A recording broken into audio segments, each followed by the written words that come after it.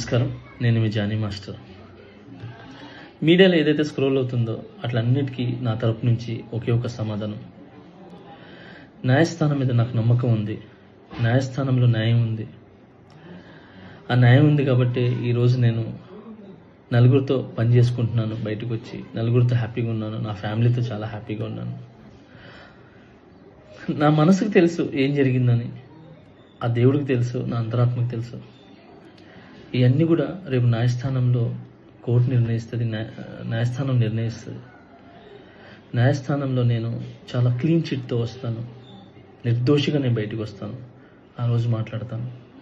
అప్పటి వరకు నేను నిందితుడిని మాత్రమే. సో నేను ఓన్లీ నిందితుడిని మాత్రమే. మీ ప్రేమ నాకు ఎప్పుడు ఇలానే ఉండాలి, ఇలానే ఉంటుంది. నాకు తెలిసింది ఒకటి, నాకు వచ్చిన పనితో బాగా కష్టపడటం, ఎంటర్టైన్ చేయటం. సో నేను ఎప్పుడు నా పనితో, నాకు వచ్చే విద్యతో మిమ్మల్ని అలరించడానికి మీ ముందుంటాను. మిమ్మల్ని అలరించడానికి కష్టపడతాను.